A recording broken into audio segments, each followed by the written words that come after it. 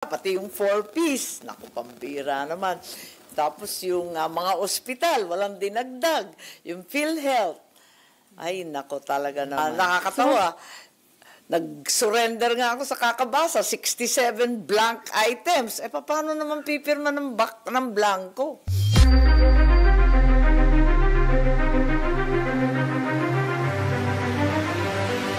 Hi mga boss, another video, another issue tayo at eto na Senator Amy Marcos, pinagtawanan na lang si Speaker Martin Romualdez at ang mga kababaglaghan di umano mga ginagawa sa budget nila.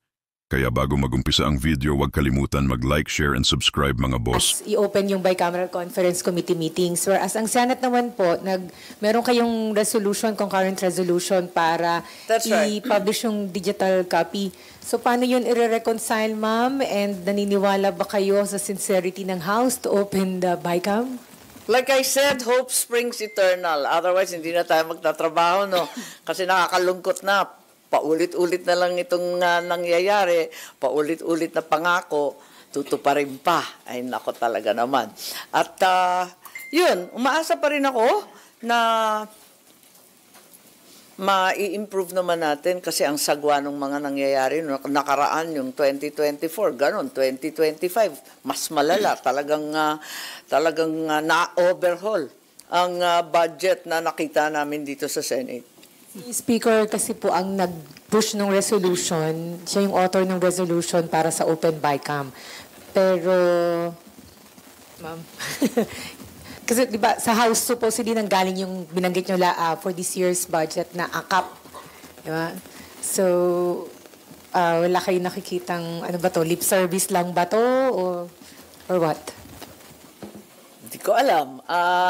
Hindi ko pa nabasa yung resolution. Yung nakita ko yung filed na bill for budget reform, luma na yun eh. O baka yung reso na yun, tugon ng House doon sa sinabi ni Presidente sa SONA about the budget? Oo, sana naman, pansinin naman nila yung utos ng Pangulo. Ang daming beses nang sinasabi ng Pangulo, hindi naman bibigyan ng pansin. Yung impeachment na yan, di ba sinabi, no? Impeachment, tinuloy-tuloy pa rin. Wala tayong magawa. Kung i-open ang bicam, digital copy na lahat, but meron pa rin walang guarantee na wala ng mini bicam or small bicam. Yun na nga, yun naman ang problema talaga. Lagi naman pangako na i-upload for the public, magkukumbida ng mga civil society, ng NGO na mag-participate at manood. Parati naman yan ang pangako, yung mga bottoms-up budgeting, kung ano-ano, di ba? Tsaka transparent. Pero alam naman natin, yung final touch, ika nga, doon naman talaga ang magikan. So, ma'am, kaya nga nakakapagod eh. Kasi magba-vice chair ka, sangkatutak na magsa-subcommittee ka, sangkatutak na hearing, nakakabigo talaga. Tapos babawasan pala, pati yung 4-piece, naku, pambira naman. Tapos yung mga ospital, walang dinagdag. Yung PhilHealth, ay, nako talaga naman. So, ma'am, ang issues di ba dun sa 2025 budget is yung na-insert na pondo for AKAP and yung lumobon na budget for unprogrammed funds. Yes, ma'am. And unprogrammed. Yes, ma'am. So, anong dapat na mangyari at hindi na dapat mangyari this time? Well, yung BICAM nga, like I said, let's have a genuine BICAM that's open. Kung papayag kayo, i-live stream na para wala nang gulatan. Pero ang sabi naman ng iba, kinakailangan daw matapos on time. Baka hindi matapos kung isa-isahin. Ang akin naman, limitahan sa malalaking bagay at saka establish the policy guidance early on and then limit yourselves to the largest line items. Matatapos at matatapos yan. Bakit hindi? Ma'am, makakatulong ba yung parang panawagan ni Budget Secretary Amenah Pangandaman sa mga department heads na wag na kayong maglabi sa mga pulis, sa mga senador at kongresista, kumbaga pinag-aralan na naman yung budget allocation sa kanilang mga tanggapan? Ang problema kasi, di mo rin masisisi yung mga department heads kasi matindi rin na magtanggal yung DBM. May paliwanag naman yung mga department. So, palagay ko, maganda na we stick to the NEP, but at the same time, we need to hear the context for each and every item. Okay. Meron ka pa? About budget pa rin? Yeah, so Section 71 is a real concern. And I think we need to evaluate it very carefully. Sa lahat ng GAA, parang kina-carry over lang namin taon-taon. Tapos, aaray kapag na-impound yung iba't ibang project. So, mabigat yun. Kinakailangan talagang pag-aralan maigi kung anong limitasyon nito, or alamin, baka naman may opinion yung ating mga justices kung talagang nababawasan ang ibinigay ng ating saligang batas na kapangyarihan sa budgeting sa ating Kongreso. Mean. Ma'am, additional lang, kasama po ba yung mga projects nyo sa mga departments na FLR na until now hindi nalalabas? Marami kami. Marami kami. Including ba? Oh, yeah. So, opposition ka ba, ma'am? Oo naman, Duterte Black ako, di ba? Ako yung Marcos na Duterte, hindi ko maintindihan. Marami akong apelyido ngayon. Pwera lang Romualdez muna, ha? Meron ba, Mean? Okay. Ma'am, Nagpaumanin na muna ako sa nanay ko. sige. Budget Ma'am, pa rin. yung sa BICAM lang, kasi what happens now, di ba ino-open nyo supposedly for media, pero picturean lang siya, tapos lalabas din kami. Correct. You want it live stream, pero paano nga po yung mga mini BICAM? Pati po ba yun malalive? How feasible is that? Hindi ko nga alam eh. Hindi ko nga alam. Pag-usapan namin kung anong kakayanin. Ayoko naman na ma-delay ng todo-todo kasi yun ang mangyayari kung talagang pagdidiskitahan tayo line by line. Pero at the same time, kinakailangan talagang tutukan dahil ibang klase to. Ang sinasabi ko nga, minsan nababalitaan natin smuggling, ayan. Babalitaan natin ghost projects. Alam mo, sa totoo lang, alam naman ninyo yon, old school na yon, di na yun nangyayari, systemic na ang corruption ngayon. Ibig sabihin, sa NEP pa lang, napipilitan kami tumingin kung ano ba talagang laman nun. Kaya, kailangan pakinggan din yung mga department kasi marami rin tanong. Yung sinasabi kong systemic sa NEP, may magican na. Ayan. Sa POW, magdududa ka na sa itsura. So, it's a whole new ball game. Yung mga ghost projects, mahirap na mag-ghost project, naka-drone eh. Di ba? Naka-picture lahat at ang dami-daming nagre-report sa social media. Medyo old school na yun, yung mga dati. Yun. Yung smuggling sa agriculture, ayan. Parang nakakatuwa na kasi legal na eh. One-stop shop na nga eh. Gagawin na para sa iyo lahat eh. Hindi na kailangan eh. Kawawa na lang yung ating mga farmers. Puhunan mo 15. Sa 8 piso, hindi mo pa mabenta yung palay. Talagang pahirapan. Ma'am, so hindi solusyon yung sinasabi ni Senator Win na upload sa website ng DBM Senate House everything from Hindi, NEP to malaking BICAM? bagay yun. Malaking bagay yun. Makakatulong yun kasi at least yung mga concerned, yung mga distrito, yung mga sektor, talagang tututukan nila. Alam nila talaga yung nararapat na para sa kanila. Maganda yun. Perfect. But not enough to solve yung insertion. Hindi sapat. Kasi hanggang dapat from the beginning to the end. Umpisa pa lang yun eh. Yung president budget ang dapat pinagbabasehan natin. Pero that's the very beginning of the process. It needs to go further into the BICAM, the final version, the enrolled, and finally the one that the president signs. Because as we know, hindi namin nababasa ng maigi. We don't get it in time. Nakakatawa. Nag-surrender nga ako sa kakabasa. 67 blank items. Paano naman pipirma ng blanco? Naku, pambira talaga. Yun ang dapat hindi nangyayari. Tapos ibibigay sa'yo. Yung 2 hours before, di pa kumpleto. Pambira naman. Di po pwede yun. Okay, RG. Ma'am, can you paint us a picture? How transparent can the budget process be, especially sa BICAM? Kasi kahit naman i-live stream natin ang BICAM, nothing prevents any member, and this is not to cast aspersions on anybody, from talking privately outside of the meetings, di ba? Outside of the formal meetings. So, siyempre hindi naman natin maiiwasang mag-usap-usap ang mga miyembro, casually, informally. So, how do you overcome that? Well, unang-una, every step of the way, i-digital upload natin. Every step, alam natin na yung NEP, tapos yung sa House, So, para maliwanag kung anong pagbabago mula sa President's budget, kung binasura lahat ng priority ni Presidente, lahat ng flagship program, at yung mga foreign funded, dinagay na lang sa unprogrammed. Alam mo, may problema na dyan. Paano tayo magkakaroon ng pangkalahatang flood control? In unprogrammed, alam natin yung unprogrammed. Ibig sabihin, wala pang siguradong budget yan. Ala chamba yan kapag may extra money. Ayun. Ang labo ng ganon. Pero alam na natin yun. Pagdating sa Senate, makikita natin yung GAB. Ano na naman yung amendment pang senador. Kaya tutukan natin every step of the process. Pagdating dito sa Senate, ano na naman ang dinagdag o binawas ng senador. Makikita rin natin dyan. Di aalma ngayon yung mga nauukol, yung mga taga-Bulacan, bawat taga-Pampanga, o alam nila, bakit nawala naman yung amin? Pagkatapos nun, sa BICAM, ayun, makikita na naman yung forma. Pwedeng makipag-usap, makikisuyo ka talaga Lahat naman kami nagkukonsultahan, may give and take talaga naman dapat. Pero, yung final document, dapat makita natin kung sino talaga ang nagbago. Doon ba talaga yan sa NEP pa lamang o sa House ba yan binago sa BICAM? Tulad ng 2025, maayos naman yun Lahat okay Tapos biglang sumulpot yung AKAP, biglang sumulpot yung wala ng PhilHealth, biglang sumulpot na tinaga yung mga pensyon at saka 4-piece. Sa BICAM lang naman yun, umapir Pag tinutukan mo every step of the way, makikita mo kung saan nagmagikan. Magiging maliwanag. Kaya RG, para sa akin, every step of the way, i-digitize na.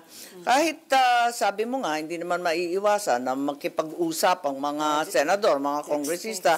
Dapat lang na talaga nag-uusap, nagkukonsultahan, nagdedebate.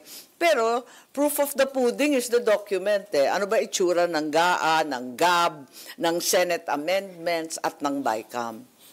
At saan nagbago? So, magiging vice chairman ka ulit ng Committee on Finance? Sabi. Pero hindi pa yata lista ng mga assignment si Senator Win. Hilo na yata Kung sino daw kasi interesado according to Senator Win. Yes, that's right. So, magpapalista ka, ma'am? Sorry? Magpapalista ka? Sinabi ko sa kanya na interesado ko sa mga budget at gusto ko talaga ng tutukan muli.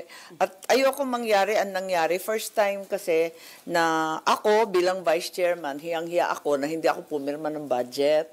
Kasi parang duty mo yun kaso hindi ko talaga mapirmahan. Sobrang daming blanco. Anyway, other issue, ma'am. Si Presidente, in order niya yung isuspend yung rice importation. Nagpapasalamat tayo doon. For 60 days, effective yata September, dahil maganda yung ani. And at the same time, di ba, doon sa SONA, pinahayag ni Presidente na yung mahiya naman kayo, pananagutin yung mga sangkot sa katiwalian, lalo na sa flood control project. So, masasabi niyo, ma'am, ngayon na serbisyong Marcos na meron ngayon sa Malacanang? Maganda naman na hininto muna, kaya lang ang problema nga, yung bilihan ng palay, napakabigat, walang bumibili. At napakalungkot, punong-puno ang mga bodega yata ng imported rice na mas mura. Ang sabi, may quality pa. Yung palay na binibenta sa 8 piso, imimil pa yan. Kaya parang, tapos ulan ng ulan, hindi pangit talaga. Kaya kawawa talaga yung ating mga farmers. Ngayon, yung bakit hindi mag-i-import, mabuti naman. Pero ang balita ko, iniisip na naman na yung ating tariff ay baguhin. Hindi yan automatic Yung tariff, hindi ibig sabihin. Nakita naman natin, binabagsak yung tariff, hindi naman bumaba ang presyo. Ngayon, sinasabi, mataas ang ani. Nagtataka rin ako, totoo kaya na mataas ang ani? Ang daming hindi nagtanim kasi nalugi Nung last year pa yun, tignan natin. Parang, minsan nagdududa ako sa mga datos kanya-kanyang datos, parang survey nung eleksyon Kanya-kanyang survey ganon din yung datos sa agrikultura. Dati hindi natin kine-question. Ngayon, kine-question na rin. Pero it's about time na i-amend o reviewin yung rice tarification law. Well, yung rice tarification law, ako, naninindigan na talagang kinakailangan na yung NFA, wag siya mag-import, ano? Kasi paulit-ulit talaga yun na nagkaroon ng scam. Actually, nalito ako sa debate nung isang araw kasi pinagkakaisa nila at naging labo-labo. Dalawa kasi yung programa ng gobyerno sa bigas. Pinagkaisa. Yung isa, yung halos 30 billion na binagsak sa 21 billion, regular DA rice program yun. Doon bumibili ng hybrid, minsan imported yung mga machines. Yung isa, yung RCEF mula sa rice tarification. Lahat na nakokolektang buwis ay napupunta doon sa RCEF.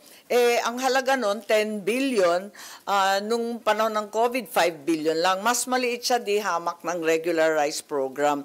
Parati natin binubisisi yung RCEP, yung regular rice program, hindi ba natin dapat tutukan din? Kasi mas malaki yon at talagang yun ang inaasahan rin ng ating mga magsasaka.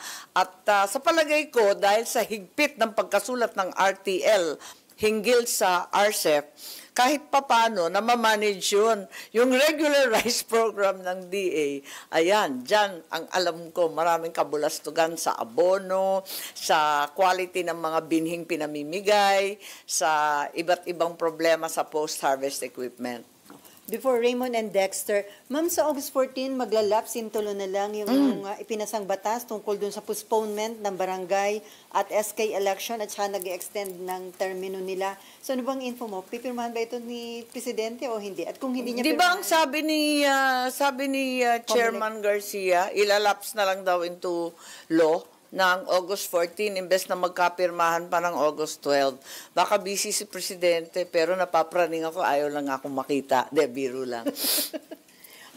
Anong ibig sabihin? Hindi siya interesado doon kaya hayaan na lang niya mag-lapse into law? Hindi ko alam. Kasi ang nagbalita si Chair Garcia. Hindi ko alam.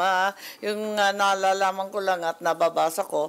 Para sa akin, mahalaga to. No? Very, very important na mapospone na muna. Puros politika na tayo. Kung hindi impeachment, meron pang pag-aresto ni Presidente Duterte, tapos katatapos lang ng eleksyon. Eleksyon na naman sa barangay. Ano ba naman to? Hindi na tayo nagtrabaho.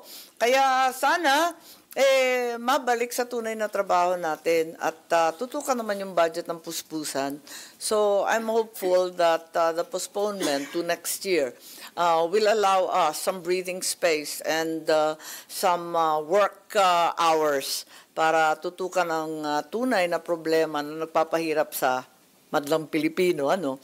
At isa pang nanganganib, yung BARM election na naman. Supposed to be October yan, di ba? Pumunta nga ako dito, dala ko pa nga si Vice Chair Iqbal, para idiin na talagang kailangan na kailangan to. Ilang beses ng bigo ang ating mga kapatid na Muslim dito at nakatutok ang buong mundo. Nagulat nga ako, yung Washington Post, report pa yung failure of decommissioning. Kahiya yan kasi pinagmalaki natin yan, 17 years in negotiation, tapos hindi tutuparin. Hindi naman maganda yun. Parang Indian giver naman tayo, paasa tayo sa ating BARM, ano? Pinangako na natin yan. Mismo yung BTC, nananawagan na ng eleksyon kahit sila yung makikinabang sana. Ngayon, may haka-haka na naman na ipopospone na naman yung BARM. Ba't naman ganun? Huwag naman silang ganyan. Pero ma'am, may time pa ba na mag-approve ng batas para sa postponement ng BARM election? Considering October na yun, ma'am, di ba?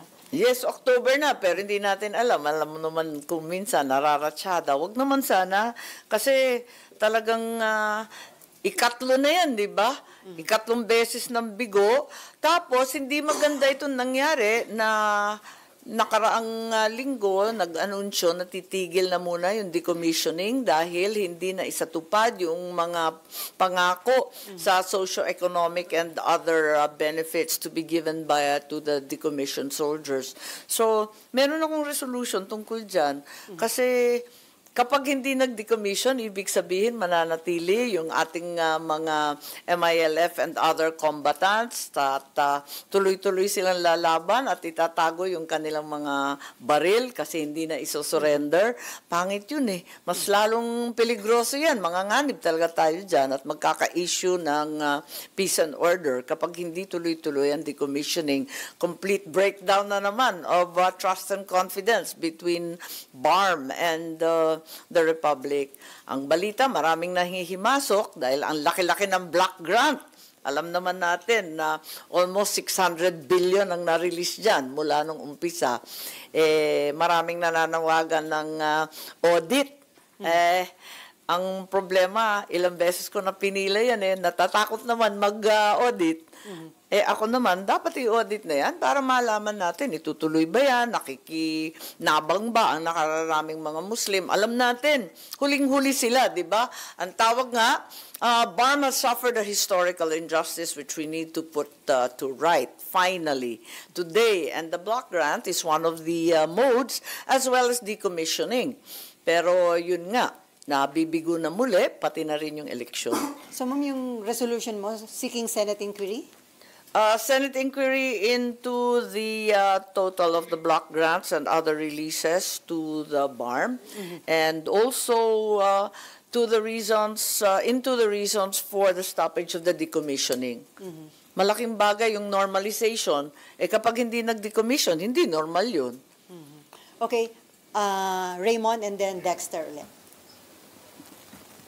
Microphone. Morning, ma'am. Balikan ko lang yung issue sa rice. Paano nyo nabivisualize na mabalanse yung, kasi ang Pangulo ngayon, ibinibida yung 20 kilo na bigas. Whereas on the other hand, ginagamit ito ng ilang mga traders na sinasabi, mura ang bigas, kaya dapat mura din sila bumili ng palay. Kaya bumabagsak sa mga 8 pesos per kilo yung bagong ani na palay. Paano natin ibabalanse ito na binabanggit nyo, bilyones naman yung pondo na nakalaan para sa ating mga magsasaka? Tama. At eto nga, there are a number of measures that I've been recommending, pero yung 20 pesos rice mula sa Sapol, hindi ako masyadong nakakaintindi niyan. Mahirap yung ganun biglaan lumabas yun. At marahil hindi masyadong napag-aralan ng panahon ng eleksyon. Pero ang 20 pesos rice, hindi lamang ang trader, kundi mismo yung farmer, ang luging-lugi. Alam naman natin, nagtaasan ng presyo, double whammy yung tumama sa magsasaka natin, yung presyo ng abono, may shortage pa nga sa buong mundo. Ikalawa, yung crudo, yung diesel, lahat ng gasolina. All gasoline products went way up. So, yung 20 pesos, napakabigat nun. The only way that it's attainable is, as we know, that it's subsidized, whether at source, meaning ibigay yung abono, ibigay yung gasolina, katakot-takot na stipend para sa ating mga farmers, or sa bandang huli, pagbili, isa-subsidize for the consumer. So, in a way, masasabi natin, kahit magandang mitiin, sinabi naman ni Pangulo na pangarap yan, alam natin unsustainable kasi sinusubsidize ng gobyerno. May hangganan yan, hindi naman kaya. At alam natin, nakikita naman natin, iilan lang nakakabenta ng 20 pesos rice.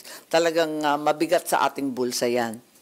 So, dapat ngayon, ang tingin ko, dapat meron tayong, nabanggit ko nga ito nung isang gabi, yung US Farm Law. Ibig sabihin, may SRP, may suggested retail price. Di ba? Alam na natin, yung 20 pesos na mahiwagang yan, talagang suggested retail price.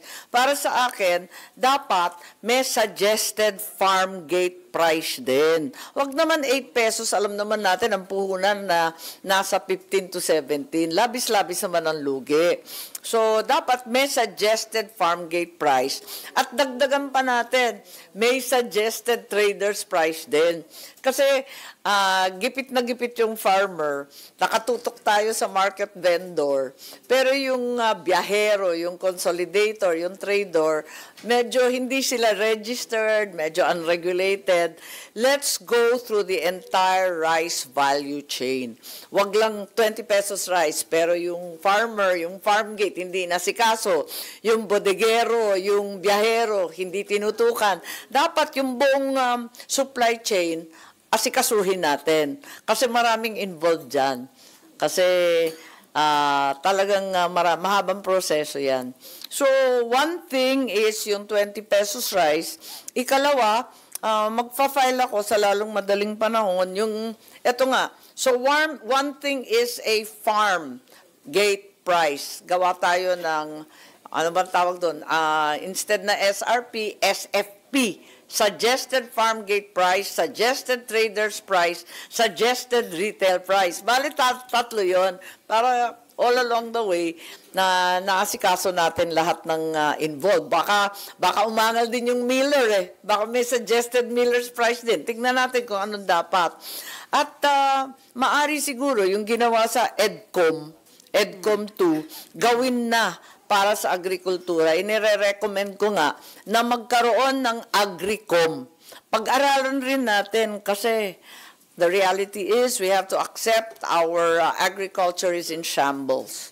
Talagang mula sa irigasyon hanggang sa fertilizer at phosphate hanggang sa kaduluduluhan, yung pagbebenta ng bigas at yung quality, talagang maraming problema sa bawat sektor, sa high-value cash crops, sa livestock and dairy, sa fisheries, lahat ng mga problema. So, ma'am, yung binanggit nyo na unsustainable yung 20 pesos per kilo, Well, dapat itigil? Ang hindi ko naman iniinsulto, sinasabi na pangit yun. Ang sinasabi ko, maganda yun, pero alam natin na kahit papano, may limitasyon yan. Baka ilimit lamang sa marginal sectors, ang mga senior citizens, ang PWD, ang maraming anak, ang mga solo parent. Definitely, may limitasyon yan kasi nga subsidized. Talaga naman hindi kakayanin buong Pilipinas. 20 pesos rice, may mabigat na subsidy. Okay, ma'am. Last on my end. Doon sa issue ng tulay sa Kabagan. Parang nagkakaroon ng turuan ngayon. Yung DPWH, itinuro yung driver na siyang may kasalanan. Ngayon naman, doon sa privilege speech ni Senator Jinggoy lately, itinuturo yung mga taga-DPWH na sila dapat ang managot. Sino ba talaga ang dapat unahin dito, ma'am, sa kasong ito?